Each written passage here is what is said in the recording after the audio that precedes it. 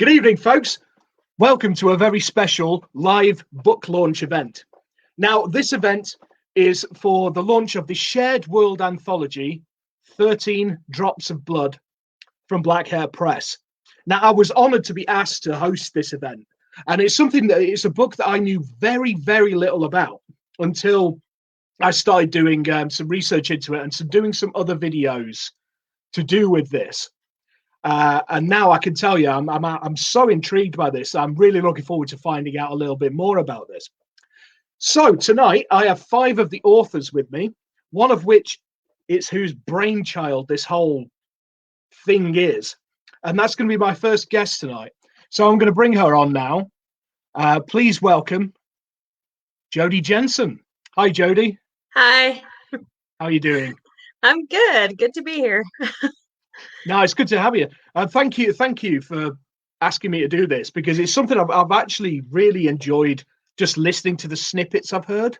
It's like I've not had any spoilers. I don't want any spoilers. Right. It's just really got my intrigue going. Yeah. So tell me, how did this idea come about? Well, it's kind of funny because I'm one of the readers for Black Hare Press submissions, and I've been talking with one of the other readers, David Green, and he was telling me about his 13 project. And I got thinking about it, and Always I thought, David gosh, I want to Green, do one of those. I Would want to that be do one. Zero Hour? Yeah, he was telling me about that one, and I just kept thinking I want to do one of those.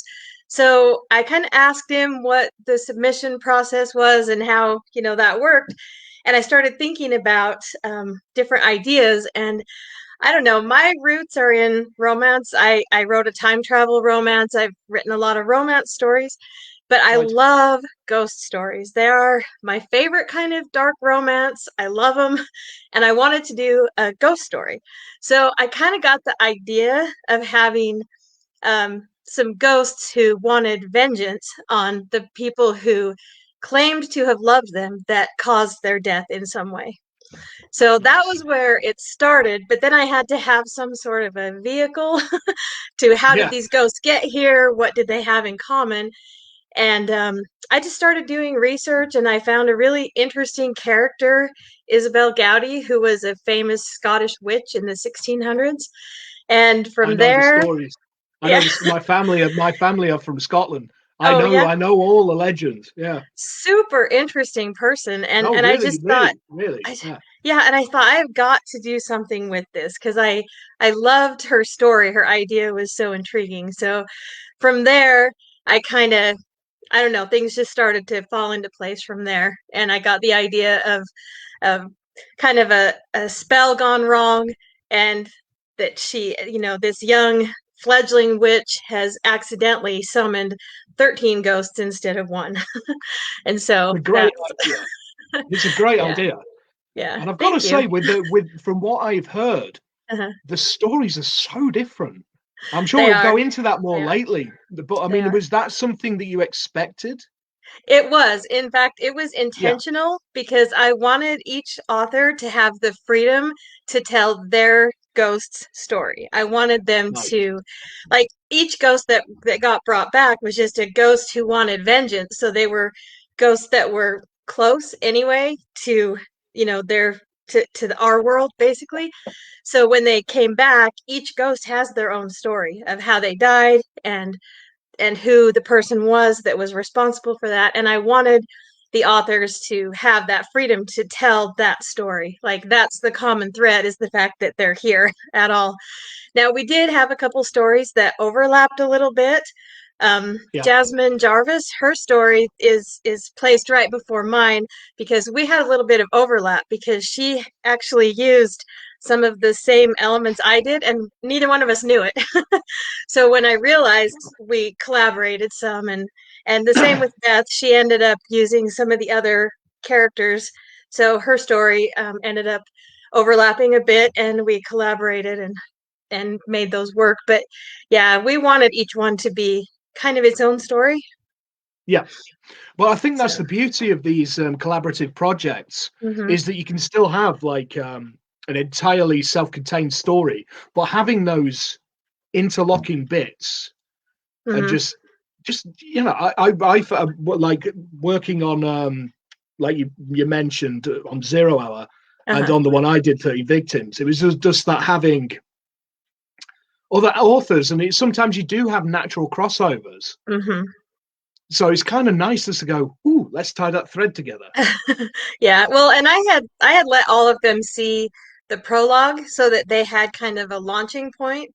And I Nice. just found it was interesting how some people interpreted things so differently, and there were other people that interpreted close to the way that I did.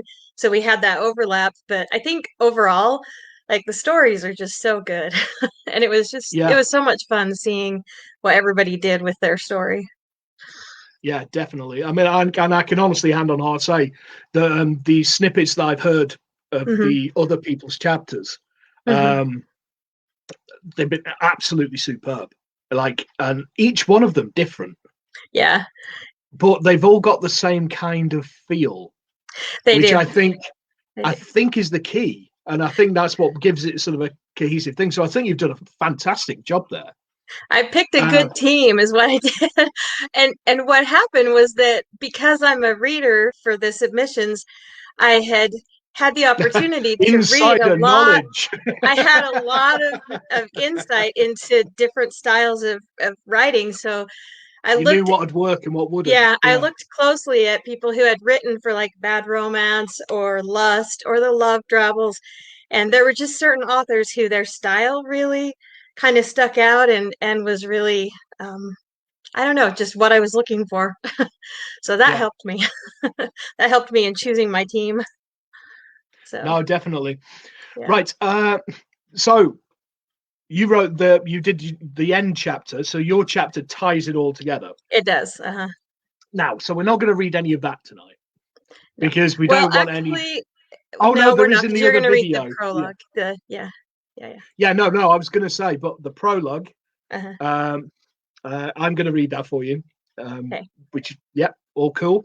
Yes. So I tell you what, I'll do that reading for you now, Okay. and I'll bring you back on just after.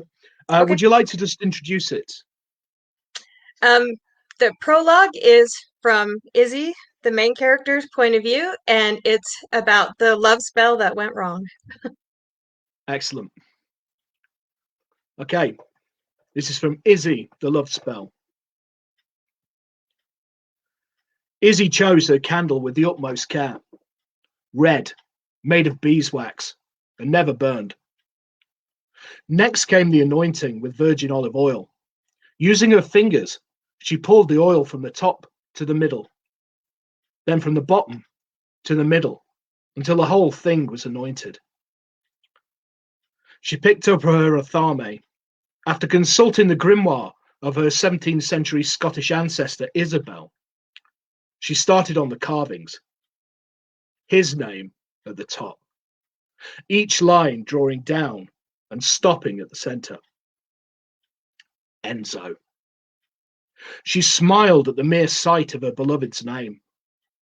Now, hers at the bottom, every line drawing up and stopping in the middle. Between their names, she carved Celtic love knots. When she finished, she placed the candle on the palm of her right hand, stretched her left hand out, palm up, and closed her eyes. She visualized Enzo walking towards her, his body strong and lithe, rather than broken and bloody as she'd last seen him. She'd already asked forgiveness for what she'd done. So now, the imagined look on his face was one of love and acceptance. Harnessing that love, she wrapped both hands around the candle and let the energy pour into the warm, slick wax, then placed the candle into a lovely wrought iron pentagram holder. With her candle fully charged and ready, it was time to evoke the necessary protection for her spell. She glanced at the grimoire again, hoping her Gaelic was up to the task, hoping she was up to the task. 13 candles. Izzy retrieved the long tapers and lit them around the room, then went and got her round mirror. Setting the mirror in the center of the floor, she placed her love candle and holder in the middle. Next was the salt. She spread a circle of salt around the mirror, leaving plenty of room for herself to sit inside. Once she'd opened the circle of salt, she brought the tapers one by one and splashed melted wax onto the mirror, then lined the candles around the outside of the circle. Sitting cross-legged in front of the mirror, she waited quietly until the melted wax dried. Then picking up her athame once again, this time she carved the name Isabel Gowdy, the Scottish witch. She held the blade in one hand and lit the love candle, focusing all of her energy on the flame. In her mind's eye, Enzo came towards her, a smile on his face and love shining in his eyes. She sat, unmoving, until the love candle self-extinguished, then slid the blade of her athame across the palm of her hand. As blood welled, she squeezed her hand in a fist, held it over the mirror, and recited the chant. Isabel, Isabel, course through time, I require your assistance. Isabel, Isabel, I beckon you, bring my love to me. A dark orb rose from the mirror, then another, and then another. Izzy watched as orb after orb left through the opening in her salt circle. Her heart leapt into her throat as the orbs kept coming. Her gaze flew to the grimoire, landing on a single phrase, a drop of blood. She glanced at the mirror, counted the drops, 11, 12. She jerked her hand away as the last drop plopped on the surface. 13. Bloody fucking hell. She leapt to her feet and spun around to find Enzo and 12 other figures there, but not there. They were transparent, feet not quite touching the floor, and looking pissed as hell.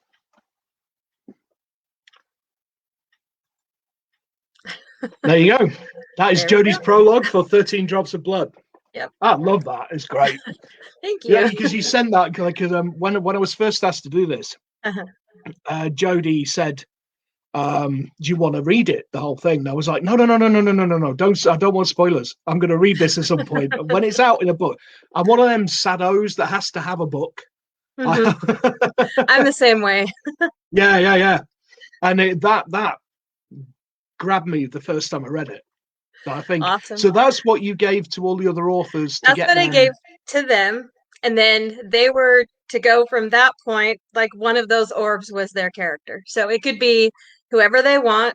The only real rule I gave them was it's got to be somebody who died by the hand, either accidentally or on purpose, by this other person, and they want vengeance or revenge in some way for what's happened. Such a great hook.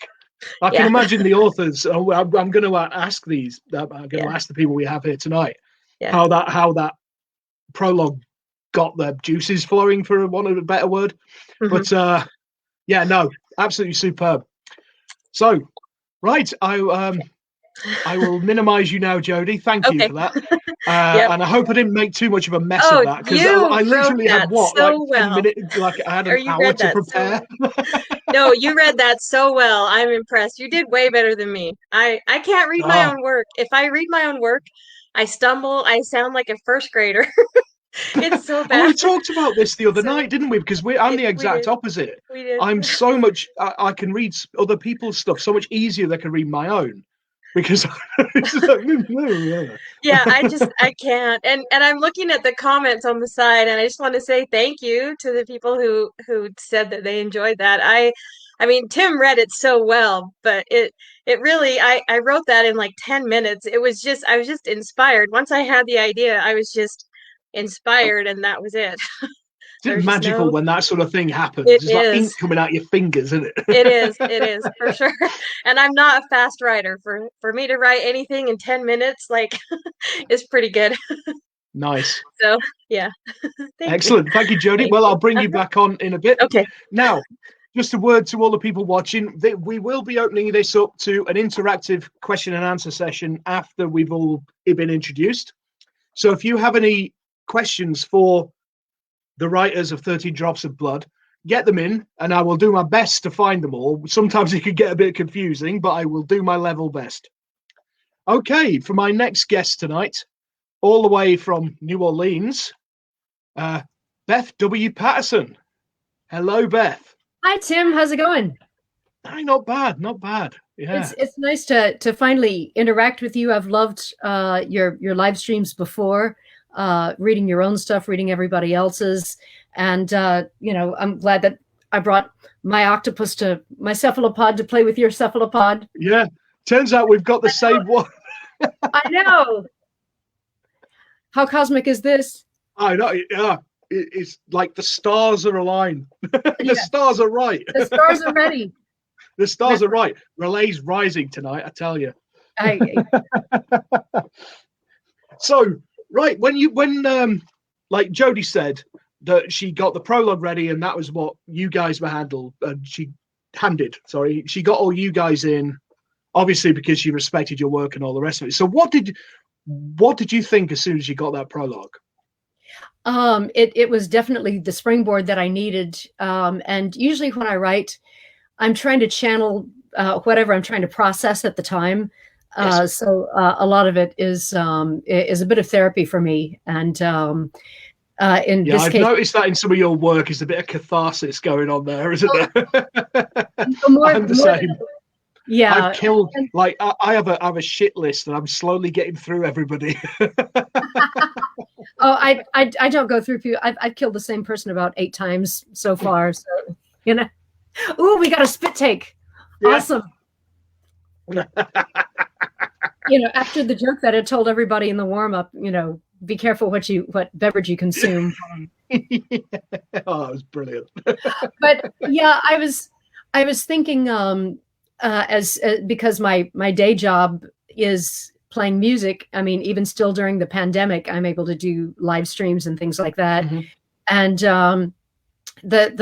I secretly find it hilarious that, with my writing endeavors, that I tell people, thank God I have my music to fall back on. To me, that's just bloody hilarious. But, so a lot of my music and the way that I feel about it does end up in my stories. Yeah. And in this case, I was, of course, dealing with crushing imposter syndrome and started thinking back to an earlier background of music, which is one of my earliest starts was in classical music, and had been thinking about Beethoven. It was sort of based on a poem that I was working on that didn't quite work, about how something that is as timeless as a nightingale, which has been used in Ovid and Chaucer and Shakespeare. Yeah. I was going to say Chaucer. Yeah, I remember from that. Yeah. And but then run through the filter of the human mind is suddenly reduced to mediocrity, and about humanity is capable of a lot of beautiful creation and a lot of terrible destruction. Yeah. And going down this rabbit hole of learning more about Beethoven, who's the subject of my ghost's attention. She's not quite in love with him, but she's fascinated by him, and nice. And so she's. I'd had to learn a bit about him in music history in college, but then going down further, just to make sure that I got my details right, going more into his personality, knowing that he's sort of she perceives him as being the person who killed her, but in reality, he loved nature. He loved beautiful women. There's no way that Beethoven really could have harmed this woman who is a shapeshifter. She's part nighting. She goes back and forth between a nightingale. Oh, that's nice. Now the thing is, in reality, only the males sing. So the fact that she's singing is a dead giveaway that she's a shapeshifter. Yeah. But then it becomes a kind of a play-by-play on how the human mind works versus an animal's brain. There are certain things that are great about the human mind, but can also really trip us up. An animal has no regrets. An animal, if a hawk is trying to catch a rabbit and misses, the hawk doesn't say, "God damn it, I should have been a wolf instead." If a wolf steps on a thorn, he doesn't say, "I am so stupid." There are ways that the human mind can really, with egos and regrets. Yeah, and it's ego. That's entirely what it is. That's what separates us from true hunters.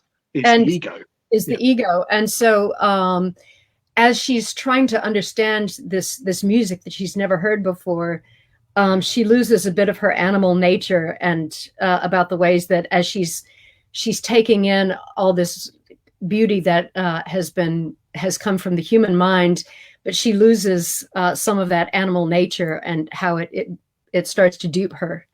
And another man who comes along named Benedict Schindler, who is all about ego and all about jealousy, and who tries to woo her as a way to alleviate his own jealousy of Beethoven's genius versus his own mediocrity. There's a little bit of Amadeus going on there, but I was going to say that's a little bit.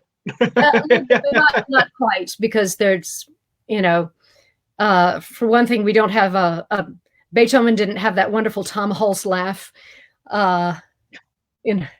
That actually in music history, I learned that the laugh that Tom Hulce had to do is a composite of recountings of different people recalling what Mozart was like. Yes. That it's like an amalgamation of different people's descriptions. I see. I was always a big fan of Hulce. So, yeah. Oh yeah. Well, as you could probably you could probably tell the goth end of classical music. Absolutely. But it was great too, because certain little bits of trivia that you don't find, just when you're trying to go through a music history course, or even things that you're scrolling on the net. I found little tidbits, like one of Beethoven's earliest compositions was when he was about, I want to say 12 or 13. He wrote a piece called Elegy on the Death of Poodles. That's kind of goth. Yeah. That's brilliant. Right then, before you make me choke again, I believe you have an excerpt of your story. Oh yes, of course I do. Yeah. I made sure you all did before we came on. Can't trick me this time. Yeah. Excellent. So would you like to introduce it, and I will leave you to it, and I will basically, when you finish, just sort of give me a wave and I'll come back on. All right. I'll read, and then if you want me to go on, just, signal me. Otherwise, I've just got, this is one little excerpt where she finally encounters, she's in bird form, goes out to spy on Beethoven in the house that he was most famous for having lived. Leaving the woods was a daunting experience for her. There were fewer hiding places in the city, and too many people wandered the cobblestone streets. She had seen horses before, but was slightly frightened by how the animals were harnessed to giant wheeled boxes, how men urged them to do their bidding. Winter was approaching fast, and normally she would have migrated to Africa by now. But she had been unable to resist following the strange man to his home in Vienna. She spied him through the window of a tiny upstairs apartment in a gargantuan blockish house. Immersed in his piano keys, his world had become precise and binary, a black and white landscape from which volcanic spectrums erupted forth. And the silences between the notes were the atoms that held the universe together. Eva had never heard such music. She had had no childhood. She recalled little of her life as a fledgling, and then one day she had simply stepped into the sunlight as a young woman. When one spends half of life in animal form, human emotions become blurred. Whatever it was that stirred her was more than the mating songs of birds, insects, and frogs. It was the sound of creation itself. She would have to spend more time as a lady if she were to fully grasp the polyphony. It was a risk, for she would have to sacrifice the safety that was the innocence of her nightingale mind. Was she equipped to take on the burdens she had watched mortals struggle with, their jealousies and grudges, their neuroses and regrets? She had yet to learn that lost causes are the songs that claim emotional territory, one's own place in the world, and the act of spilling another's blood can be an ode to joy.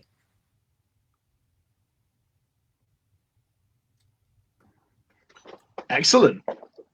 No, excellent. Thank you.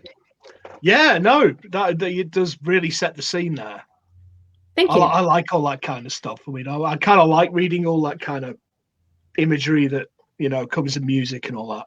And obviously, your other passion apart from writing is music, so it makes perfect sense. Yeah. Yeah. Thank you for that, Beth. Right. Thank you. So, what we'll do, we'll get you back on in a bit, ready to answer some people's questions. What is that again? Oh, yes. Yeah. Blackened Voodoo. I figured that this would be the best drink of choice just because I was too lazy to open a wine bottle. So I brought up some Blackened Voodoo. What is it? Here's here. What? What actually is it? It's a beer. It's a dark. It's kind of a dark. Going off the can, it looks like a stout. It's almost like a Guinness can. Yeah. It does look like a Guinness. It's a dark lager. Ooh, I do like those. I am. Yeah. Oh yes, I am a fan of those. Yes. Hearty cheers to all of you guys from New Orleans. Some Blackened Voodoo, and on to the next person. Thanks, Beth. I'll see you soon. Right. For my next guest, who I can see shivering in the green room, right? Because I can see all of you lot down below. Don't forget that. Now, yes, who's obviously shivering, is probably covered in icicles by now, all the way from one of my favorite places in the world, Alberta, Canada. That's Crystal L. Kirkham. How are you doing, Crystal? Other than cold, which, let's be honest, at -20, it is significantly warmer than it has been over the last week, where we got down to temperatures close to -50 degrees. Oh, that is proper icicles on the nether regions kind of weather, isn't it? It is. I've actually got into a habit. I now keep a heating pad on the floor beneath my feet when I'm at my desk working. Nice. That's a good idea. That's a great idea. Yep. Like, even now, as you can see, you know, there we go. There's my gloves. I just thought they were fashionable. They're cool. No, these are hand knit. So nice. Keep me warm. I had a great idea years ago where I used to travel. I still do when you're allowed to actually go outside. I travel up and down the country going to see bands and things like that because I do gig promotion and all that kind of business. And you know them little pocket warmers you get that you crack them and they have that chemical reaction and they don't heat. Now I wear a kilt a lot, so one of them in the sporran, one of those in the sporran when you're on a long journey, superb. Keeps you nice and toasty. I know those very well. I hunt, so if I'm hunting in racist weather, those are 100% going to be with me everywhere. They're such a great invention. I've always wanted to make a pair of underpants that you could crack. And that just sounds wrong. Yeah, I know, but yeah, it really does, doesn't it? I should stop talking right now. Shh, Tim. Shh. Quiet now. So, back to the book. So, when Jodi got in touch with you, I understand you're friends anyway, weren't you? Yeah. She, as she mentioned, that she's a romance writer. And I dragged her, not quite kicking and screaming, over into the world of dark fiction. So, nice. Good on you. We both started with Black Hare Press together with our drabbles, and we just keep going. So nice. But I have to say, when she first approached me and the word romance was involved, I thought maybe she made a mistake. She sent an email to the wrong person. I'm not really... I'm not known for my happy ever after, but as soon as I realized that I get to kill people, it was all good. This isn't happy ever after at all. So, no.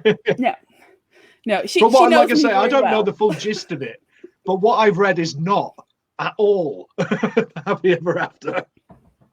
No, I struggle a lot with anything that is not of a highly dark, dreary nature.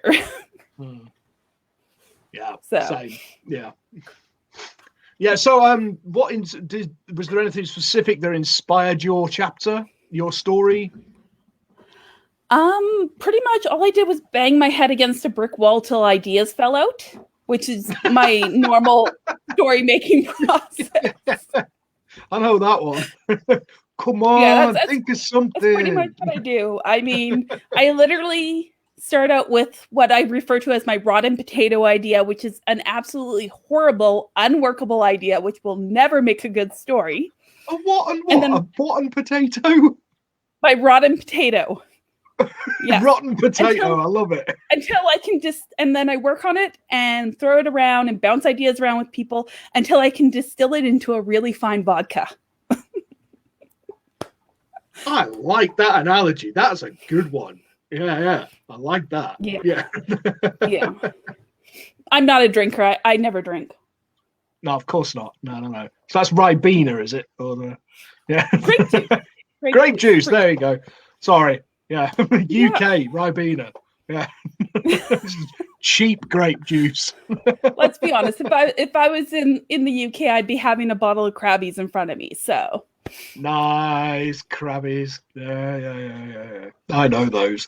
I know, and they're so expensive to get over here. So are they? So expensive, and they're dirt cheap at Tesco. Dirt cheap. Oh yeah. That's one of the reasons. They're one of those staples when you're walking from pub to pub, like in the summer, because you can buy like 3 of them for a £5, and you just stick them in your waistcoat and walk between pubs. Last time I was there, like a decade ago, I swear to God, it was 4 for a £5. Inflation, Yeah. That's how it goes. That's how it goes. Right, so do you have an excerpt ready to rock? I do. I decided to stick with the opening. From what I understand, because I haven't read everybody else's work, I'm leaving it as a surprise for when I get the whole book and can put it together, is I did mine in a journal style. Mostly because I really wanted to play with a unreliable narrator. Narrator. I haven't had that much to drink, guys, I swear. It's really early here. I only just started. Sun's only just over the yard arm. Yeah. It's been a very, very long day of doing things since I got up at 6 a.m. So this is the closest I've come to stopping all day. Nice. Yeah. But yes, I definitely have something. I thought I'd start with the initial journal entry. It's one of the longer ones. And I think it really sets the tone of how this story goes. And if you want, I can read one of the shorter later ones that really shows you where we go from where we start to where we're heading with this.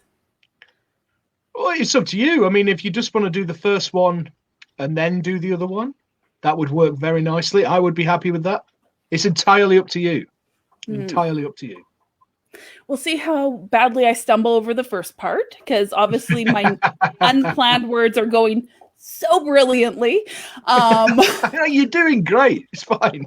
You're not stumbling any worse than I am. So, that's enough, probably not saying a lot, but right. All right. Well, I tell you what, I will leave you to it, and deep breath, have a slug of red wine, and water for reading. So that's where I always mess up. Yeah, red wine dehydrates the mouth. You can't read with red wine.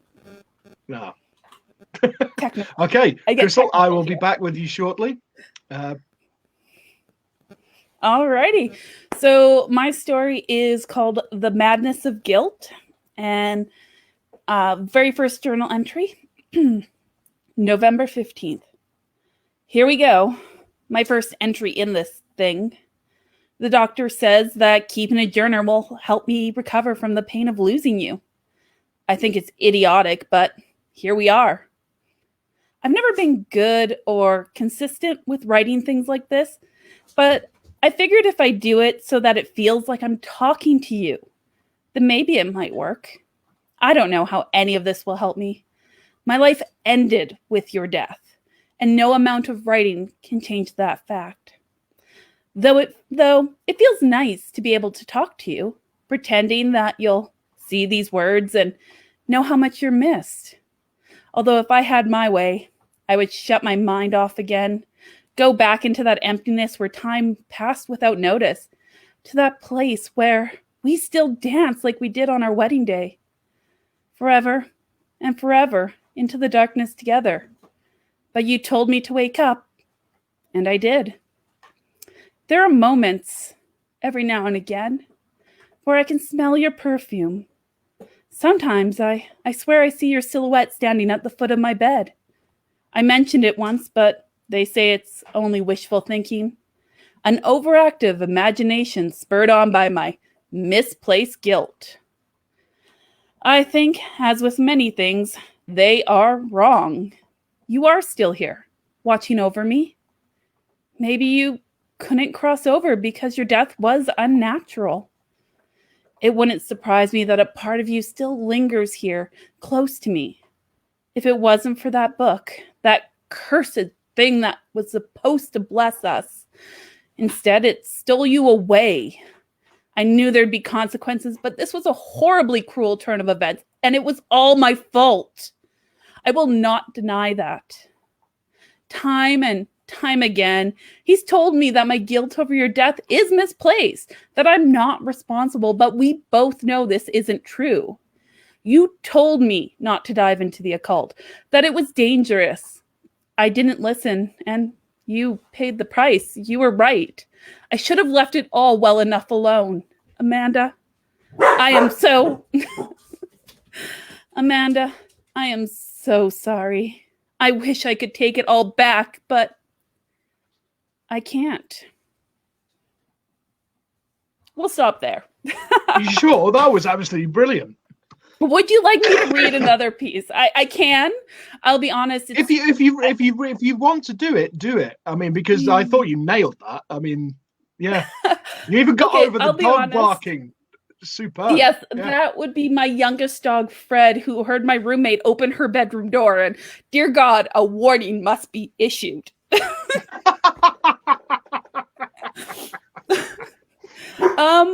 And that would be her brother. And there's still 2 more dogs in my room. So, well, it's entirely up to you. I mean, that was absolutely superb. So, thank you. I love doing dramatic readings. I do them a lot. I was gonna say you've done that before, haven't you? I can tell. I when I was younger, I was actually a part of a theater troupe outside of high school. It was actually a youth theater professional, and I really enjoyed it. And they actually once nominated me for Best Actress. I did win. I played a hedge, and believe it or not, I've never found the play again. It was called The Hedge, and it was sort of an us versus them, where pretty much the neighbors took it all out on this poor cedar hedge between them. Now that sounds like the sort of surrealist nightmare that I'd really enjoy. It was a wonderful play, and I really enjoyed it. And I was that annoying actress who memorized. It was really dramatic too. Really dramatic. I loved it. But I was that horrible actress. I remembered everybody else's lines when they came before or after me. And yeah, during rehearsal, I'd be like, this is your line. You should know this already. We've been doing this for 2 weeks. Did you remember your own? That's the key. Usually within a week, yeah. I was off script within a week. Right. Okay. Are you happy just leaving it there and then we'll move on? Yeah, I'm good. Yeah. You probably need to get your dogs under control anyway. They've all got rib bones again. We're good. Excellent. Thank you, Crystal. That was absolutely superb. No problem. I'll speak to you soon. Okay. So we go from one extreme to the other. We go from the freezing the nuts off to the baking the nuts off. And we go to somebody I've wanted to talk to face to face for a long time because we've had some very amusing internet conversations, basically usually in silly GIFs. So I would like to bring on my next guest is DJ Elton.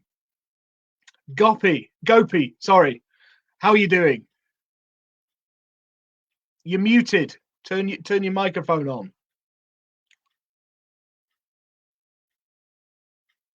Yeah. There you go. Right. It's Yeah, all right. great How are to you be doing? here in person with you. See you Indeed. and everyone. And it's not that hot here actually in Australia at the moment.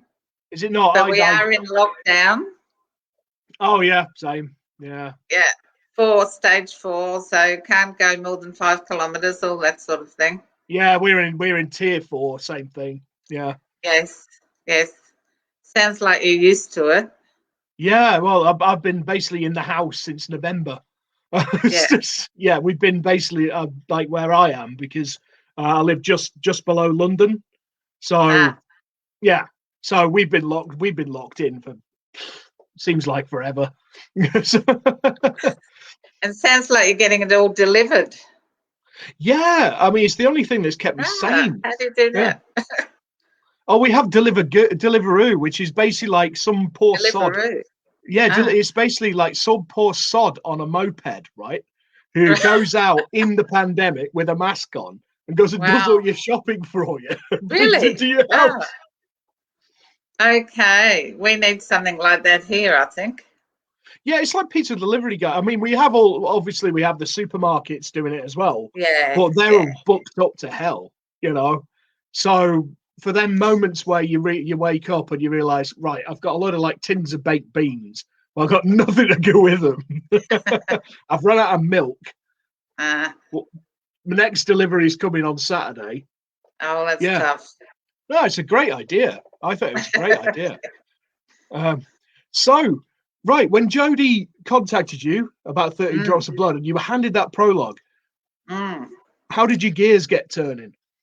Okay, well, I'd been writing a few ghost stories at the time, and it sort of accelerated my output of ghost stories. And I'd also been writing a bit of paranormal romance as well, so it sort of made me think, yes, well, I like the sound of that. I was really, really gelled, and I was so pleased to be asked. I thought it was great.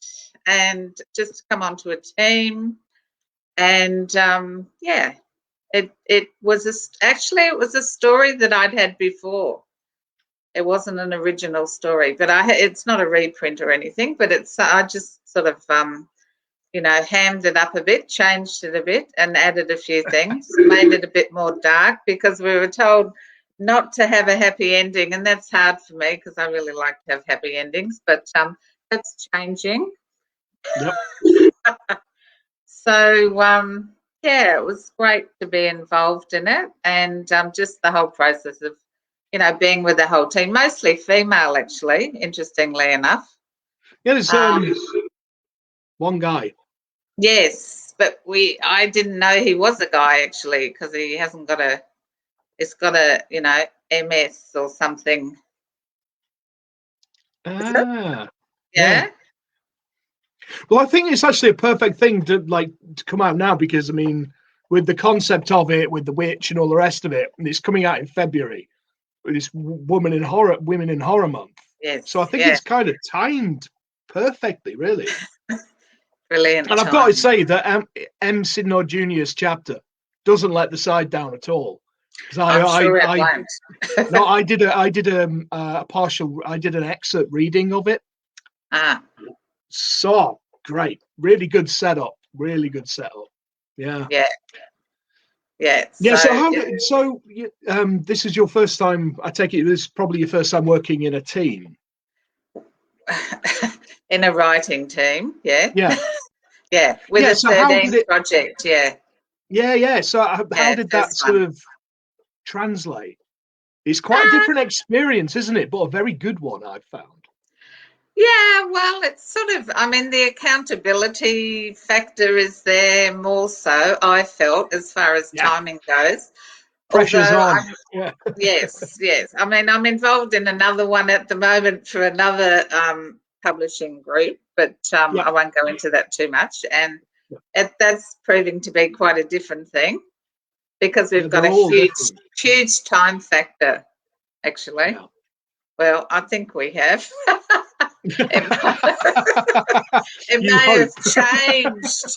It was looking like 2 years, this big expensive thing, but But no, yeah, I was so happy Jodi approached me and to be part of it, and love writing about ghosts. There's also romance gone wrong, so that's a nice theme too. Nice. So, do you have a little bit of an excerpt for us this evening? I do, this morning. Excellent. Here. Yes. Like to tell us a little bit about your chapter before you start? Sure. It's actually about Mira and Alexei, and Mira's been a dancer, and Alexei was like the husband and also the manager. So she was very much, you know, kind of in his dream of what was going to be happening for her in her life and so on. And they married, and yeah, she, as I will read shortly, she dies and she becomes the ghost. And so there's a lot of stuff she's hanging on to. It's a bit of a psychological one. I write a bit like that. Nice. So she's the ghost and she's hanging on to quite a bit of stuff with this relationship with Alexei. And yeah, that sort of gets sorted out in the whole story. He goes and sees a fortune teller, which doesn't really help that much. As another relationship. And that's kind of a bit complicated too, but I'm not going to spoil the ending. So no, please don't. Yeah, I want to read these all cold. Bit of a twist. Yeah. Right, if you're ready to do your reading, then I will leave you to it. Okay, Tim. Just give me a wave when you're done and I'll come back. Sure, thanks. So the title of this chapter or this story, it's Mirror Beyond the Fame. The view was outstanding, crests of mountains and valleys dotted with the scattered grand plan of life and labour. The occasional farm and its surrounds graced the perfect green carpet which complemented the deep blue sky. Now and then a wafting cloud formation passed by, solid and puffy, like the kind of pillow Alexei most enjoyed. So transient, they came slowly and dispersed into the background. Why did you do it? With her? How can you hurt me like this? Mira stood facing Alexei, blocking the sun. All he could see was her lovely Latin face seething with hot anger. Drops of pain like a frenetic Morse code slipped between her eyes and mouth. Alexei could think of nothing to say. He could lie, deny, or boldly confess. However, none of these options formed suitable words in his brain. All he could think was how beautiful this woman was when she was like this. He wanted to kiss her, take her in his arms and hold her tightly, but it was not to be. A sharp slap across his left cheek had him abruptly standing up. Mira was going to hit him again. He ducked and pushed her away. She turned and twisted, backing towards the small railing behind the seat on which they had been sitting 5 minutes ago. Mira. As he spoke, the moment slowed. His words softly reverberated around the canyon as love and annoyance both internally jostled for his attention. I love you, Mira spat at him. She threw back her head, stepping behind the seat, and seemed to mechanically dive backwards over the railing like an albatross in flight, arms spanning broadly as in a rehearsed gesture, then sailing down, down, down, leaving Alexei standing frozen near the seat. Stunned and mildly aware of her final haughty expression, he recalled her scornful pout. A searing pain hit his temples, and it was at least 10 minutes before he could bring himself engage with the world.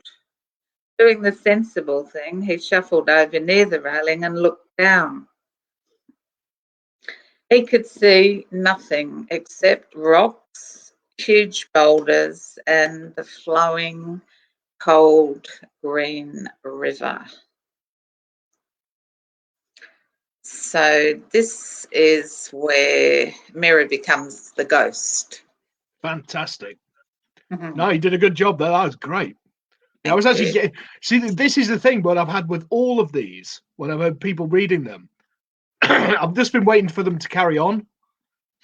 Do you know what I mean? It's like I'm getting into the story. Oh, that's good. Yeah. Yeah. It's like I say, when I first heard about this, because obviously with these projects that are kept kind of hush hush, so I didn't know what the hell it was. And when Jodi approached me to do these videos and things like that, I was like, yeah, fine, yeah. And then she sent me the prologue, and I was like, oh yes, I would really enjoy learning more about this. Yeah, it's really incredibly cool concept.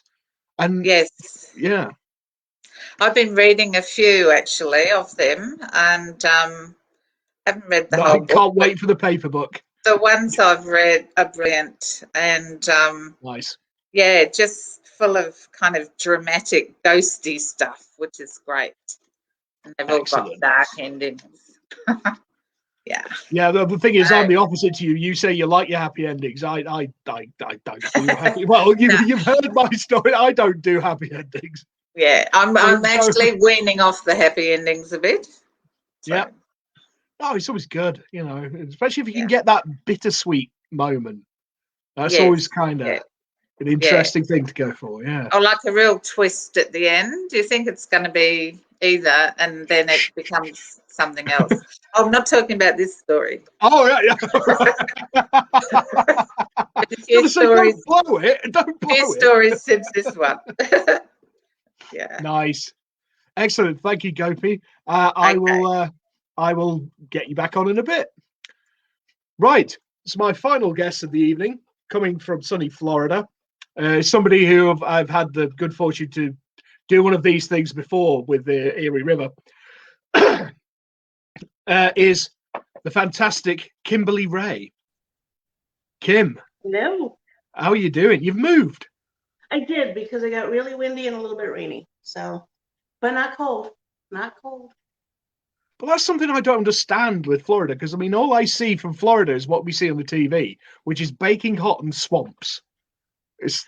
So we have two seasons. It's either kill you hot or drown you wet. Right. Yeah. That makes sense. Yeah. So we've got a line of pretty nasty storms coming through. So now we're in my dining room. Don't blame you. To be honest, you're probably getting the one that we had about 3 weeks ago. No, 2 weeks ago even. It's probably all coming over. Yeah. Take it back. It's called Delia or something stupid. I don't know. We got Storm Delia. And to me, Delia is somebody who puts food in a microwave. Delia Smith. So, yeah, brain. Yeah, we're used to it here. At least it's not a hurricane. Exactly. I say that all the time, actually. People moan, it's a bit windy. It's not a bloody hurricane. Poor sods over there. That's us. We're the poor sods. That's you. Well, no, because my partner, her family is from Alabama, from Mobile. So they get hammered with all these hurricanes and all that kind of business. Yeah. There's currently like a 55-degree difference between us and Texas on the other side of the Gulf. They're freezing over there. That's madness. See, that's something we over here we would never expect Texas to be cold. They didn't either. They've got snow. They don't have plows. They don't have coats, but they have snow. And people say climate change isn't real. Nah, nothing wrong with the planet. We good. So, Kim, when you were approached with this, what were your mindset when you handed that frankly superb prologue? Where did your mind take you? I loved it. I mean, first I was like, oh my God, somebody likes me. Yeah. I love ghost stories. I love romance gone wrong. I love revenge.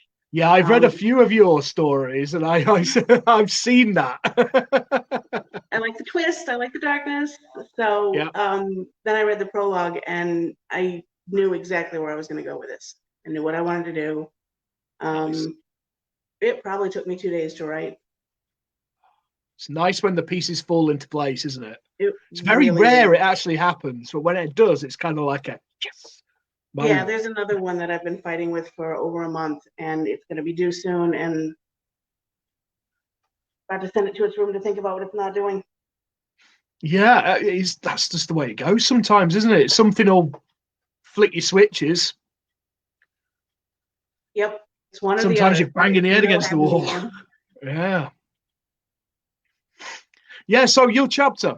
So tell us a little bit about it. So a little over a year ago, a friend in a Facebook group, not even a writer's group, just a community of people, threw out a challenge. He said, drop me a note and I'll give you 3 objects and you have to write a story about it. So we did. Oh, that's cool. It was, yeah. And it was something like a book, a bottle of booze, and a glove. Nice. And I wrote probably about a drabble and sent it back, and then tucked it away and ignored it. And then when this popped up, I remembered it because it starts out in a graveyard. So excellent. we just went from there. So I had the seed already planted. Superb. Yeah, yeah. No, you've got me hugged just by that start. Good. Look at me. It starts in the graveyard. Brilliant. Yeah. Shocking, Tim. No, really. Yeah.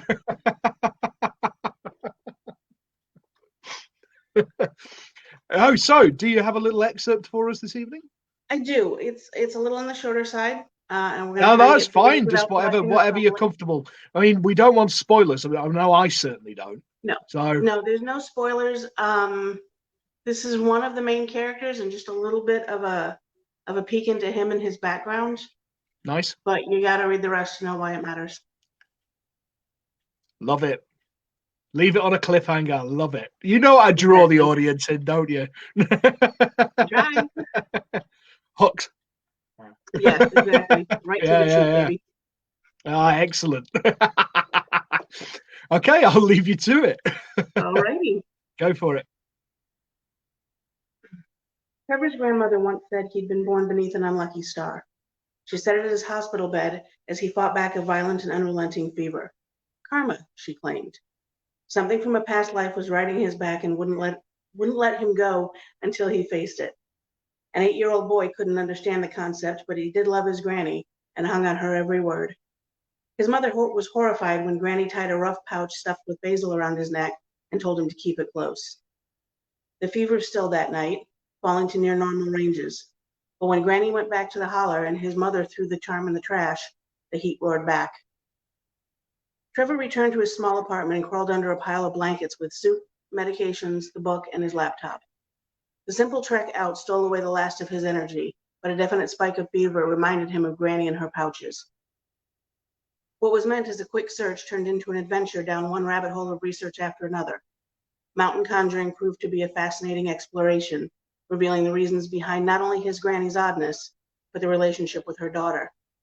Trevor's mother was a true believer, Christian to the core.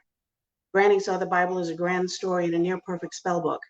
2 sides of the same coin, neither able to see each other, planted back to back as they were. He considered fetching some basil from the kitchen. It had helped once before, but no. Basil was for ghosts, and Trevor didn't have ghosts. He had a cold. His adult self smiled at childhood memories and drifted off to a nap. And that's all you get for now. Awesome. Yeah, I'm hooked. Yeah, I want to know what's going on. Yeah. You know, thing is that I'm a chef, right? So any talk of herbs and culinary herbs, it's just like, ooh, my ears instantly prick up. I'm a witch, so the two of us could. Yeah. My partner's Yeah. a witch, so yeah. So you have lots of good herbs around, is what you're saying. Oh, damn right. We have cupboards full of the things. Just be careful what you grab. I actually have a collection of poisons, so. Yeah, so does my partner. She makes her own sort of like decoctions and cosmetics and things like that with them. It's just like, make sure I don't put that in my tea. I'm gonna send you a link to give to her for things like foxglove. Oh, please do. Yeah. Please do. Yeah. Excellent. Well, thank you, Kim. That was absolutely superb. Right, so now, you audience people, what you need to do is start asking questions. I mean, I'll have a look through. There's some good comments, and I'm going to bring everybody back. So, first back is Jodi. Next is Beth. I love you guys so much. And next is Crystal. And finally, Gopi. You all did absolutely superb. That was great. Yeah, no, again, I want to know what's going on in that book. Right, so audience people, get some questions in. But for now, I'll start the ball rolling. So what I want to know is, how was it for each of you working with each other in a group? How was it like to work on? And I guess we'll start with the person whose brainchild it was. We'll start with Jodi. I mean, how was it? You know, I have to say, these people were so good to work with. Everybody was just so agreeable. Like, I kept thinking, this might be hard. We have, 13 different people with 13 different ideas, and something surely is going to go wrong. And I feel like I had the best group of people, because we had no issues. Like, everybody was all in, everybody embraced the theme. We had no major issues with stories or anything else. And I had told them going in, no happily ever afters. These are not meant to be happy stories. And everybody just took that and ran with it. And it was great. I was like, and for me, this, like Crystal said, she kind of nudged me in the direction, of writing dark speculative fiction. And once I got going, I was like, this is fun. And I loved it. And so, I had a lot of fun with this. Like, this was a lot of fun. We had a great team. Like, on your prologue, we had some comments. Declan McKendrick says, brilliant prologue, great opener. Yeah, which I wholeheartedly agree with. Thank you. Yeah, and Deborah Groom, hardly wait to read this book. Yeah. Okay, so now we'll move down to Beth. So what was your experience working with this fabulous team? Oh, it was basically a lot of things that Jodi said. Nobody gave anybody a hard time, since it was largely comprised of women. I thought at some point in time we were going to have some sort of verbal pillow fight, just to make the blokes wonder. In your pajamas. Yeah, lingerie, like verbal pillow fight. But it was nice to be able to reach out, knowing that everybody's really supportive. Jodi, of course, all the way said, "How's everybody doing? Does anybody need anything?" And I was able to reach out at one point. I wanted to see if anybody would be willing to describe his or her ghost, so that I could show my ghost at the end as she's yanked from this gruesome death to, wait, where am I? What's going on? So I want to know if anybody else wanted to do some cross-pollination. So I, as the kids may or may not say, I yoinked a few people's characters. And needed them into my own. And actually, that was great. I loved that you did that, because it gave that little bit of, continuity, and it gave people a chance to kind of get involved a little bit more, because we really didn't have a ton of crossover in these stories. So that was a fun little thing that you did. Thank you. Yeah. It was great. Yeah, no, I think that's what's interesting. There's a lot of cooperation and a lot of encouragement. Mm-hmm. And, there was a lot of good feedback. Yeah. It kind of bounced along. It was nice. Yeah. And Jodi Jodi was there, but she wasn't there too much, but she was there enough, you know? So it was great, what I felt. Yeah. I kind of wondered if I was there enough because I have a day job and then I also have an editing job and I'm busy. So I was like, every once in a while I'd be like, oh, maybe I ought to check in and see if anyone needs, a cup of coffee, a chocolate, something like, But you guys were great. Yeah, I think you were definitely there for us, because any questions that I had, you got back to me right away.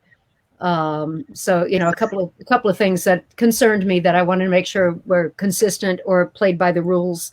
Right. And you got back to me like you'd never guess you had a day job. You got back to me so fast.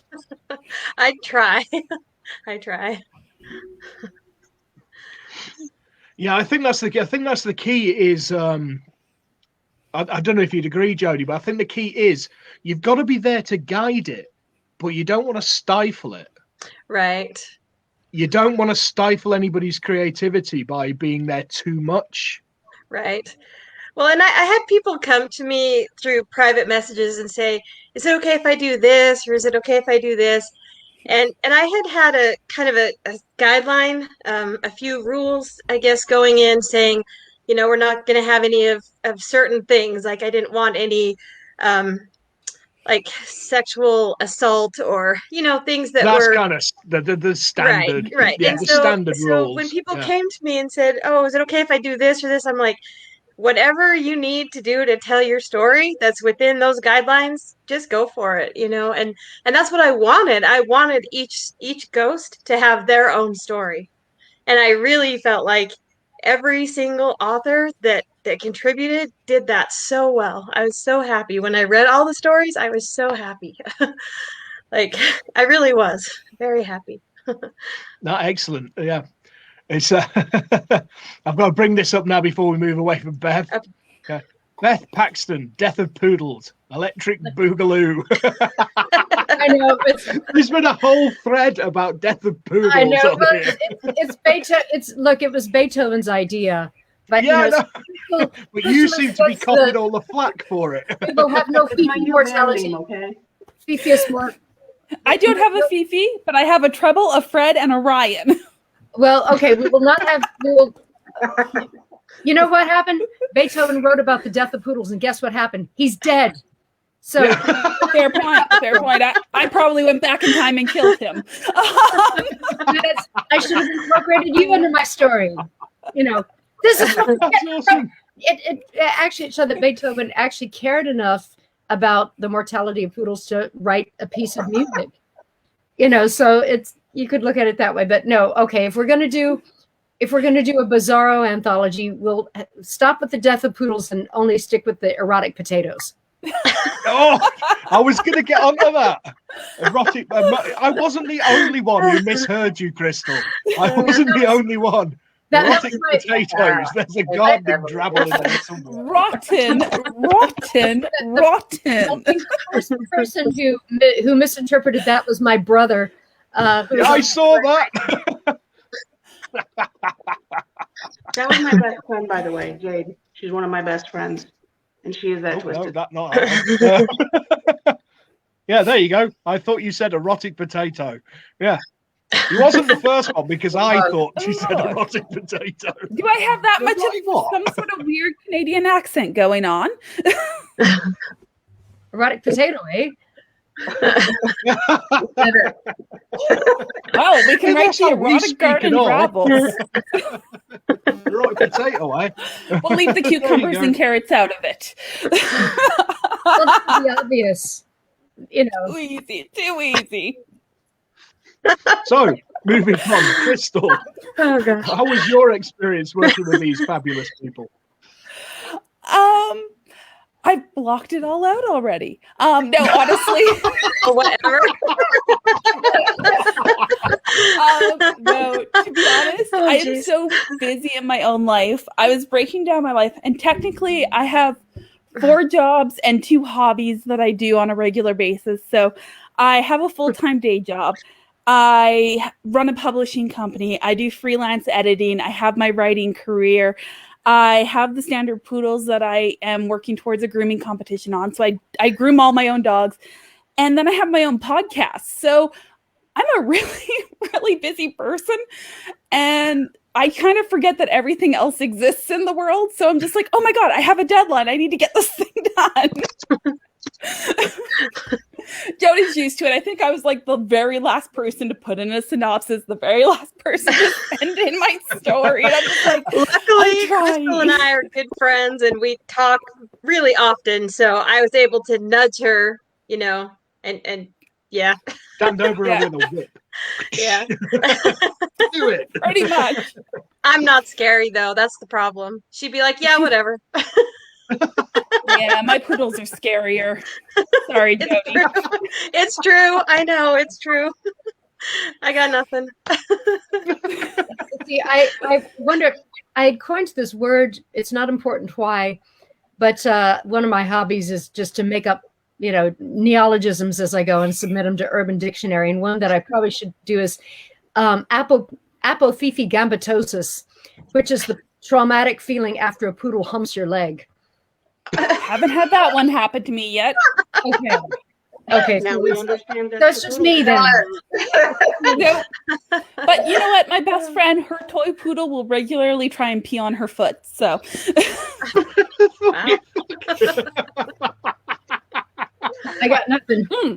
No, sorry, not her toy. Her friend's miniature tries to pee on her all the time. And there lies the difference. Oh, yes. God. Steering towards another dog conversation, Tim. Yeah, I know. So why do I keep drawn into these things? In my case, it's an everyday part of life. Right, so moving swiftly on to Gopi. So, yeah, I mean, you already mentioned slightly your experience. But yeah, just tell us a little bit more. How was it for you, just working on this with a bunch of really cool people? With me? Are you talking to me? Yes. Yeah, sorry. I didn't say your name. Yeah, you did. You did. No, I was just remembering your interview with Gemma. Yeah, I know. I know what you're talking about. I don't know if anyone's seen that, but with Gemma Paul, and they spent a lot of time talking about dogs. Yeah. Well, that's how a lot of my interviews go. We start off trying to talk about books, and we end up just talking about any old crap. No, the dogs aren't any old crap. No, but you know what I mean. It was just like we went so far away from the actual conversation. It's like, do you want to actually talk about books again at some point? So, sorry, what was the question? Your experience. It's heading towards my lunchtime. I'm a little bit vague now. No, I totally understand. I'm useless before I've eaten. Yeah, I'm type 2 diabetic. I'm completely useless until I've eaten. Yeah, so yeah, how was your experience working with these fabulous people? These wonderful women. Well, great. They're all stunning characters in their own right. And I think, you know, over a period of time, there's been lots of interaction on social media anyway, but it sort of culminated in the experience of all coming together and writing this book. And yeah, I just feel it's a pretty significant one. So do read it. Oh, I'm going to. You don't have to convince me. You have to convince them. Yeah. The people at And home. also, I must say this. I don't want to sound at all political, but it's like it's kind of it's a bit of a turning point time happening for Black Hare Press. So this is a significant time that the book comes out, and it's also Valentine's Day and so on. So Yeah, you know, Valentine's Day and all the rest of it. Yeah. Good luck, everyone, with all your future adventures. Indeed. From you. Indeed. I wholeheartedly agree. I had actually requested that the book come out on Valentine's Day. Yay. I did. I mean, great. I did. Nice. Because I thought it'd be fun to have like the anti-Valentine's Day stories, right? I hold. Hell yeah. I'm all for that. Yeah. Yeah. Valentine's Day is my birthday, and so I needed something else to focus on. Something I remember. It gave me something like happier to focus on, like 13 dead people like getting really pissed off. You know, Right. it's much better This than is a Valentine's Day. celebration. I don't see the problem. Or It our was. children getting older. That's brilliant. That's, to be honest, that's how I feel about Valentine's Day. I mean, I've never really gone into it. Luckily, neither's my partner. We were kind of like, we have an anti-Valentine's Day where we basically get a takeaway curry and watch an action movie. Like the least romantic. No, because I mean, the way I've always looked at it, it's like if I want to do a romantic gesture, I'll do it whenever the hell I want. I'm not just going to do it on this day because I'm told to do it on this day. You know, I've always, you know, anybody tells me I can't do something or I should do something at a certain time, I'm one of them people who just go. It's spectacularly awkward when you're a woman and it's your birthday. It's awkward. I can imagine. I bet it's So imagine it's like, I was like, a book, you know, about 13 ghosts and revenge, and I'm in. Yes. I remember that had come up in our conversation too. Let's have some death. Right. So moving up, Kim, your experience working on this with everybody. How was it? It was just awful. They're all prima donnas. Yeah. No, they were fantastic. I don't know that I could have put a better group together myself, and I would love to do another project with every one of them. Jodi was an amazing lead. I can't remember who said it, but yeah, she was there exactly as much as she needed to be. Thank you. And encouraging. I tend to get a little solo on these things, even when it's a group project. I get really shy and figure nobody wants to hear from me. I don't have anything to add. So her checking in and just the encouragement in the Facebook group. There's a special kind of energy that showed up, and it was greatly appreciated. It's a fantastic group and an amazing book. Yeah, so proud of everybody. I really am. Like, I can't say it enough. And Kim, you were the first one, I think, who did one of the graphics, weren't you? For the mood boards. Yeah. I remember you were the first one, I think, to post one of those in our group, and that was cool. Now, I've seen you do them before, Kim. They're one of your things, aren't they? Them. They are. You can tell when I'm stuck. Like I don't know how to do them. That's why I've never done one. Oh, I can show you how. Yeah, they're a lot of fun. Like I've probably got 10 different projects going on, 10 or 12, and I will get stuck and can't do anything. So I go do a mood board. It's still a part of the writing process, and it kicks us loose. Yeah, I'll teach you. I'll learn you up. No, please do, because no, we're on a project together and everybody's done one except me because I don't know how to do it. So I feel like a right numpty at the minute. I feel like I'm kind of not getting into the spirit of it because I've not done one. We'll make sure yours is good and dark and gloomy. With tentacles. That's a whole different story. Yeah. Now we're back to the potato. There we go. Right, excellent. I've seen we do have a couple of questions, and I've actually lost them because I'm an idiot. Okay, we got a pretty good one here. There's something that's not been asked on one of these before. From Jade, it says, "Did the time difference affect coordinating at all?" From where I stood, it didn't, because when we started, I just had the deadlines already set. So as long as people had sent me the first draft or whatever I'd asked for by the deadline, I didn't worry too much about it. So I think this was probably harder to coordinate with the time differences than anything else was getting this live together, because we're all in different Well, I was going to places. say, because I mean, your team is pretty. We're spread worldwide. Everywhere. We're everywhere. I mean, you've got people from the UK, you've got people from the States, you've got people from Canada, you've got people, down in Australia, and Excellent. Just having a look. Well, we didn't actually like meet online in a group like this before. Oh, so No, The we time didn't. No. differences, I don't think they made much of a difference, really, did they? Not really. Yeah. Although it never occurred to me to do a group chat. That might have been fun. You know, but it never occurred to me to do that. So next This time. is it. Nicole chips in, one of your other writers. Yeah. Even when Hi, her Nicole. fancy Hi, Nicole. Newfoundland time zone, she confused They're ahead of the living world by hell out of 30 me. minutes. Yeah, 30 minutes. It's just like It's a Canadian reality. Everybody knows this, which is why there's actually a comedy show where they actually say this show is a half an hour later in Newfoundland. Well, South Australia too, right? You know, there's like a half-hour time difference. You know, that confused me second to last time I was on the other side of the equator, like going over from Victoria to South Australia, and all of a sudden everything is a half an hour away. oh yeah, that bit in the middle. You've got that bit in the middle where there's like it's half an hour up the top, half an hour down the bottom, 15 minutes over to that side, then 15 minutes over to that side, Yeah, and then half an hour, half an hour. It's just like, Newfoundland technique. I'll be there when I get there. yeah. And I just wish we also had the fancy Newfoundland accent going on here. That would have been great, Nicole.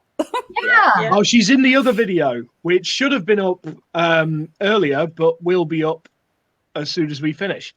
There was a slight delay with the uploading, but yeah, all the other authors from 30 Drops of Blood have taken part in one way or another in another video, which is now on YouTube, and I will give you the link at the end of it, and also post it places. So that'll be kind of cool.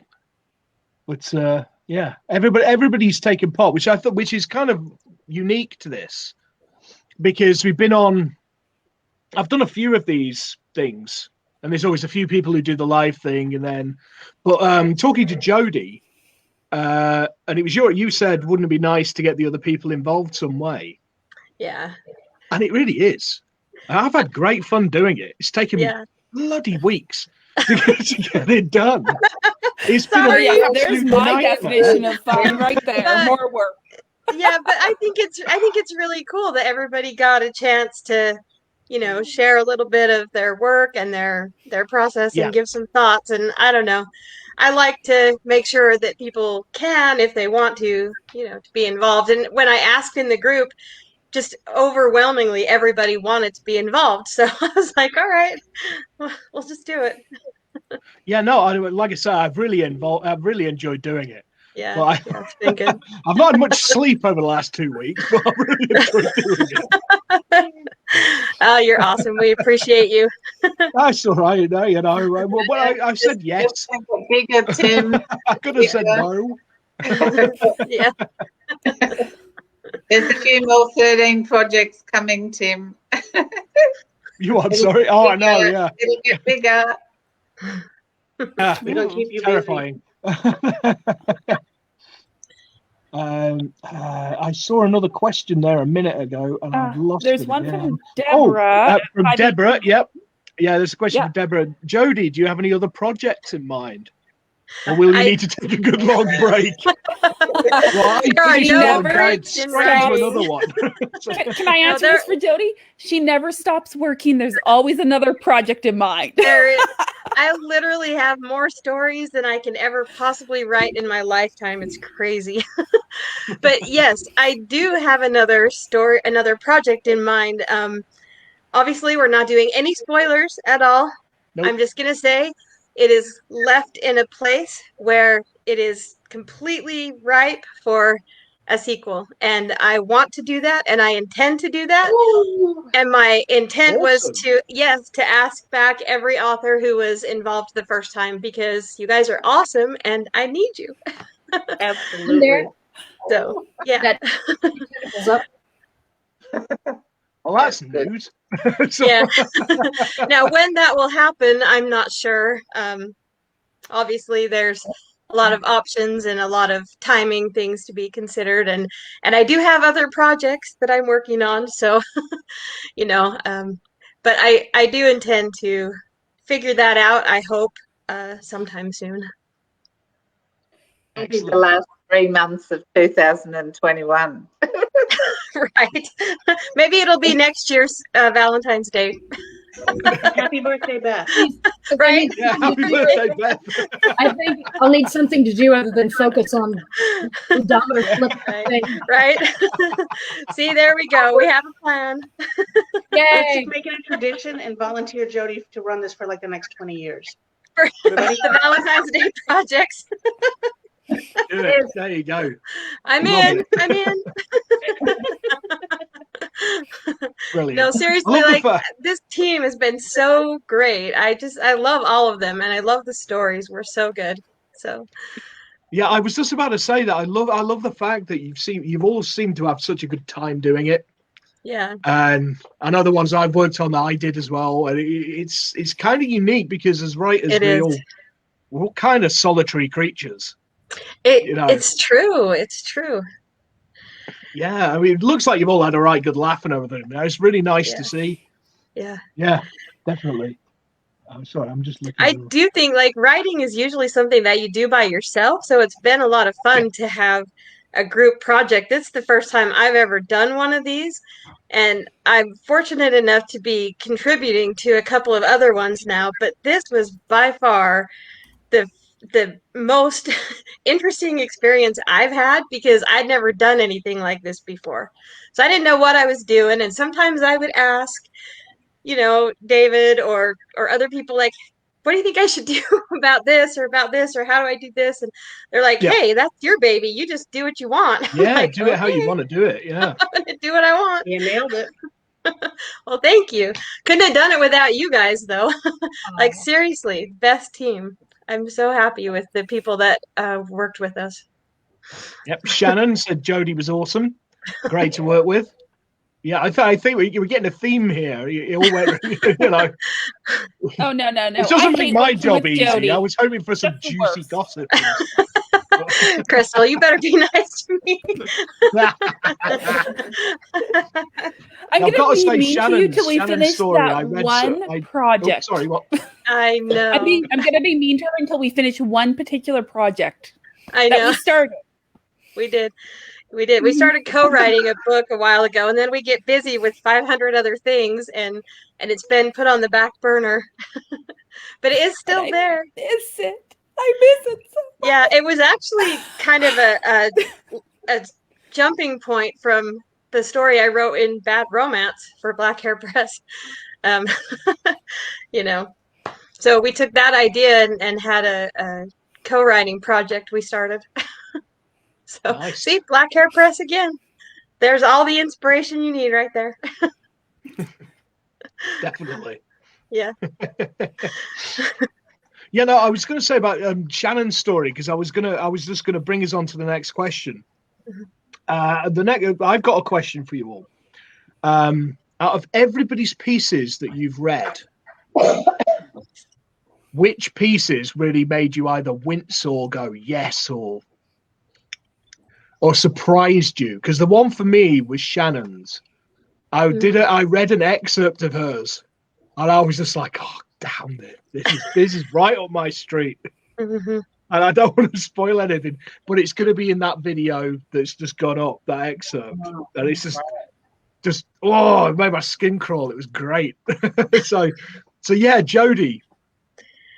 Oh, okay. Of all of the stories, I think the one that grabbed me the most as I read it right from the start, probably was Nicole's.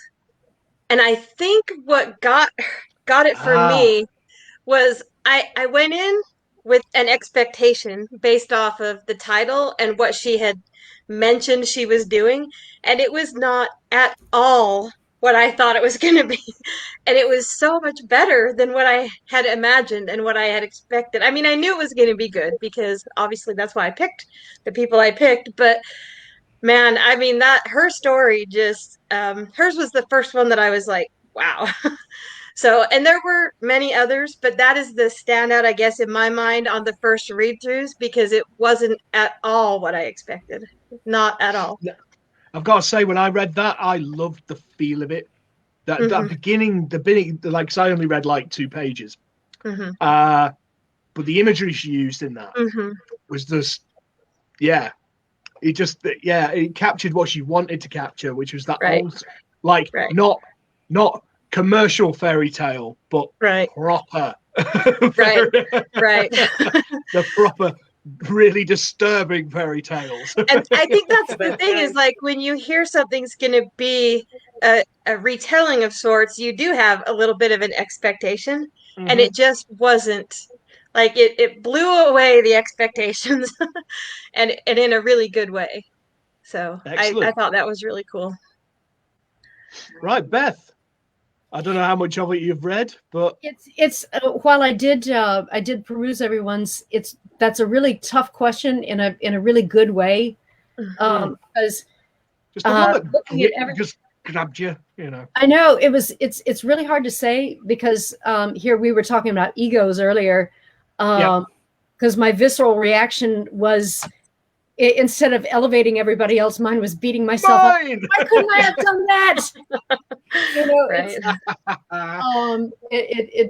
so it's a good question and a hard question to answer. Can I get back to you on that? Because of course you can. We'll move on to Crystal for a bit. We'll come back to you, Crystal. Oh, that's such a short answer, because I haven't had the time to read anybody's work.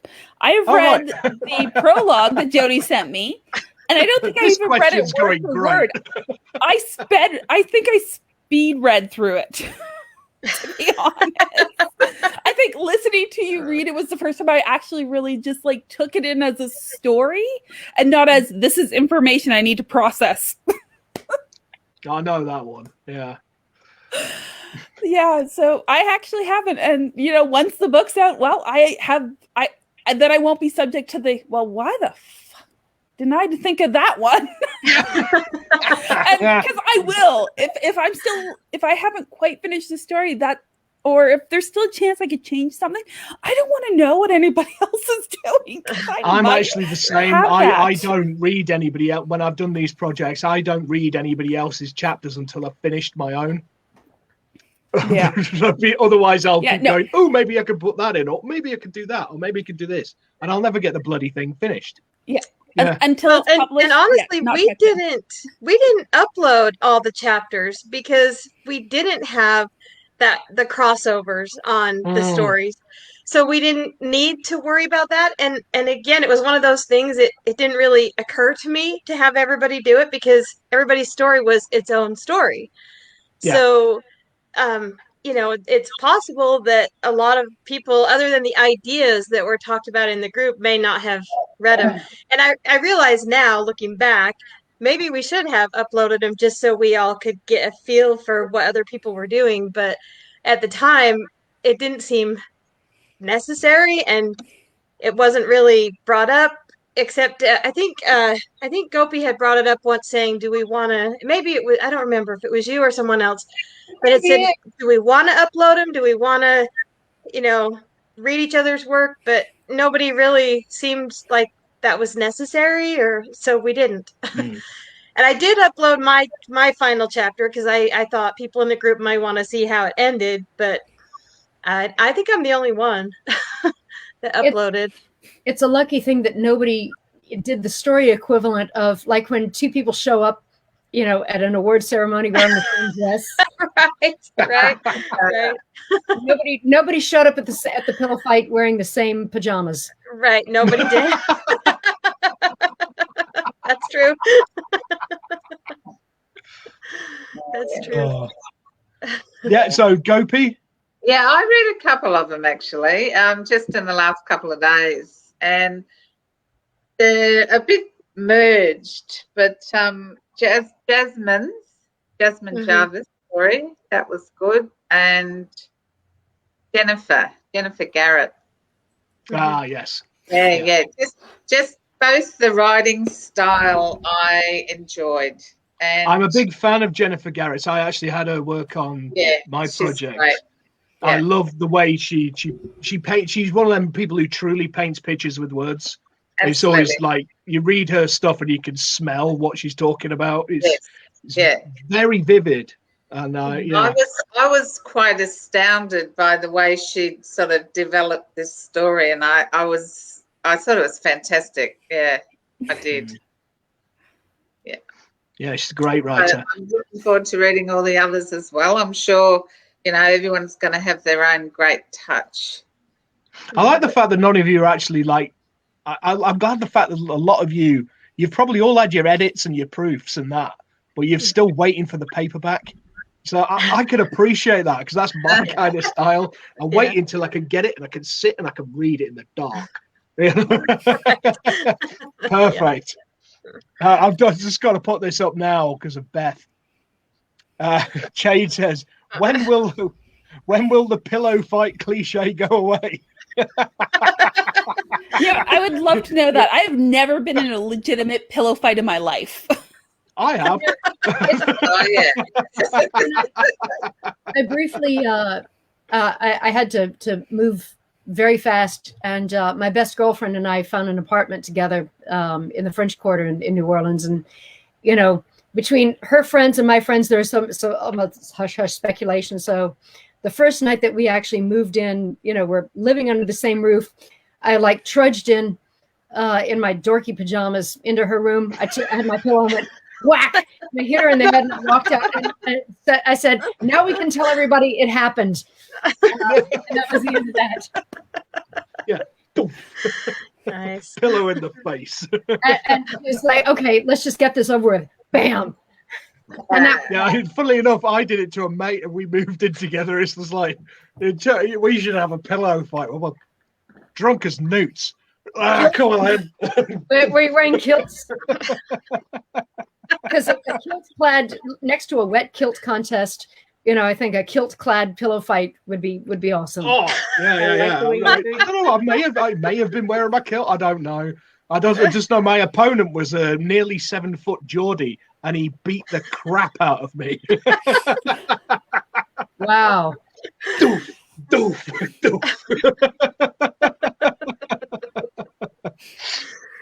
Oh, brilliant. So, Kim, on to you. So, first up, Jade, we're absolutely having a pillow fight when I come visit. She's mine. I apologize for her. Second, she is awesome. I am enjoying her comments. I love her to death. Awesome. Second thing, Tim, there's no way in hell I'm answering that question. I want to work with all these people again. They're all equally brilliant. Yeah. No, great. Yeah. Jade says she actually broke her arm in a pillow fight. That's badass. That's badass and a little frightening. Yeah. I was going to say, that's going to be some hardcore pillow fight. Wow. What do you have in the pillow? Bricks. That's how I do pillow fights. Brass knuckles, right? Depends on your definition of pillow. Yeah. Give a slab of concrete in a pillowcase. If it's shaped right, it looks like it could be cushy. There you go. God. Remind me never to get in a pillow fight with you lot. It's generally fair not to make me angry, period. I mean, I do mention I do hunt, so I am armed for a Canadian. My wife makes knives, so I'm always armed. Funny, sneaking up on my balcony with a camo on and a rifle. If I want to be really quiet, I have the compound bow too, so. Oh, awesome. Proper hunter.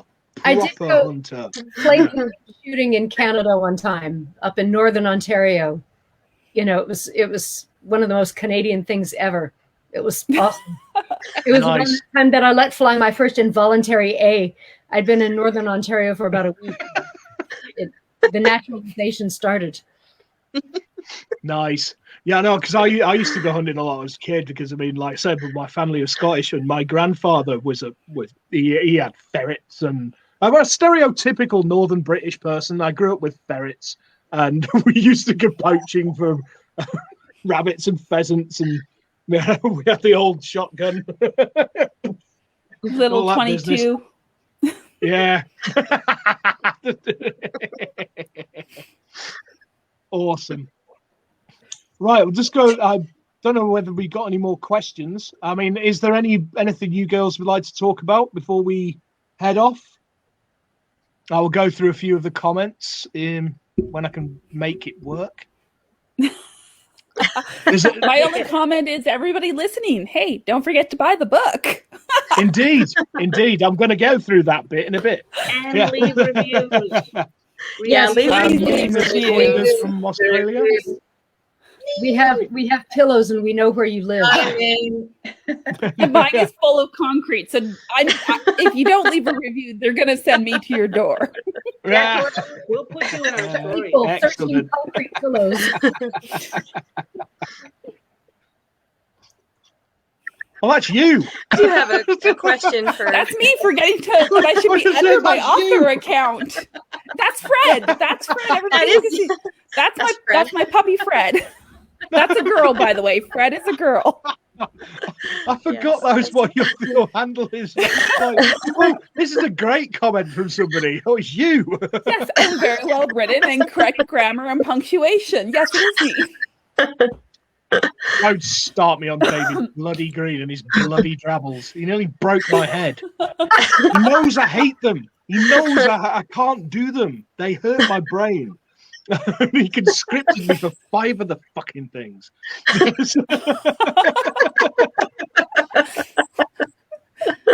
Oh, man. Yeah. Right.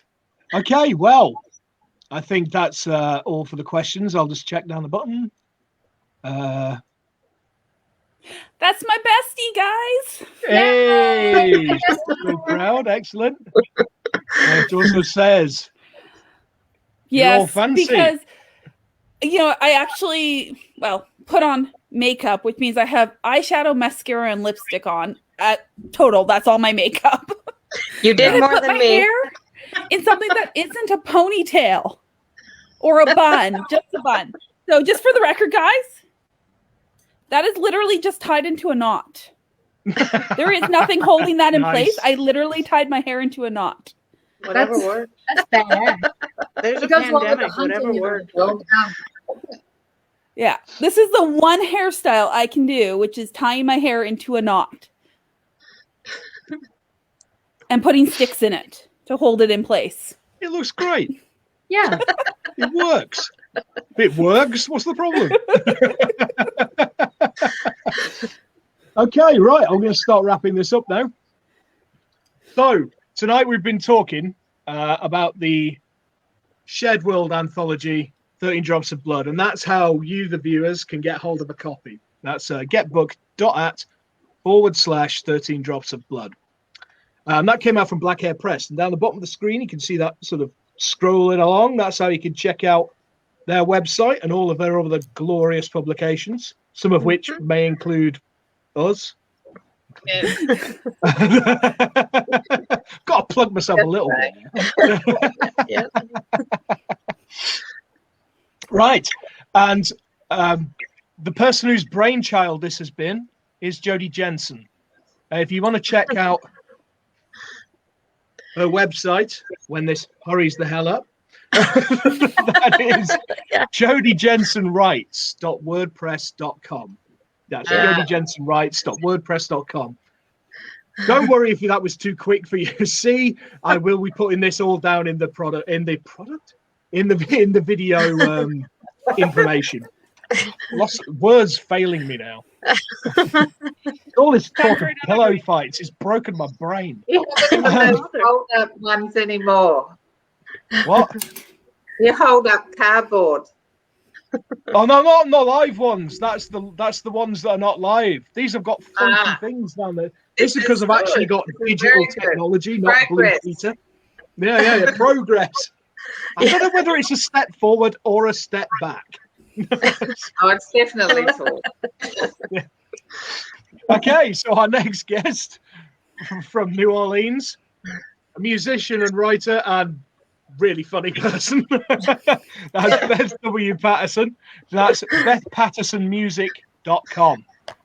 BethPattersonmusic.com.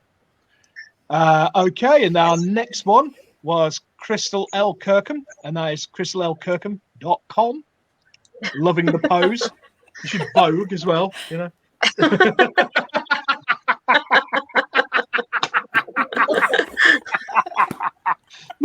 That's brilliant. And next along the line, we have DJ Elton, or Gopi, as I will always know her. One of the funniest people you could talk to on Facebook, so go for it. There you go. That's www.facebook.com/DJ Elton Writes.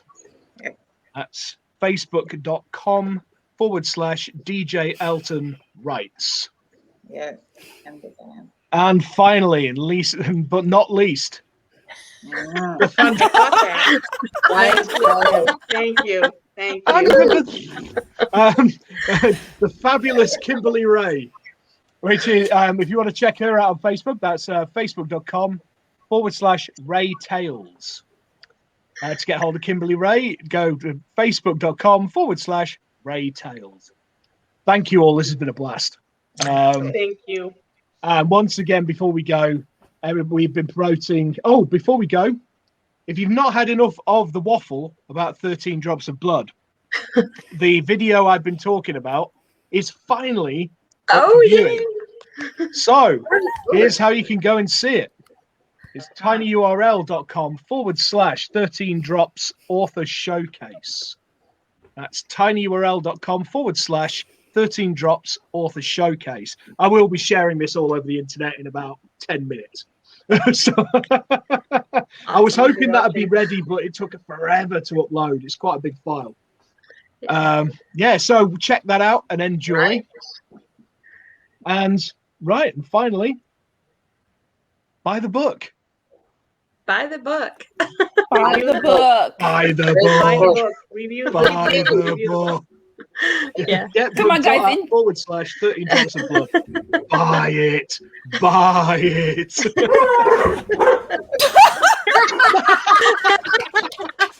There it is. Nice. I just sicked my dogs after everybody who hasn't bought the book yet. Thank you, Fred. Love it. Yeah. The hard sell. Well, thank you very much.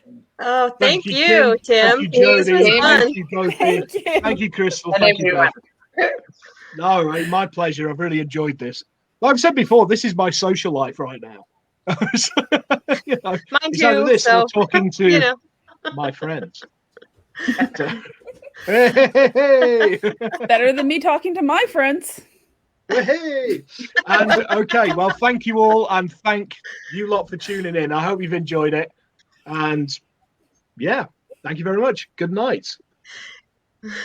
Bye.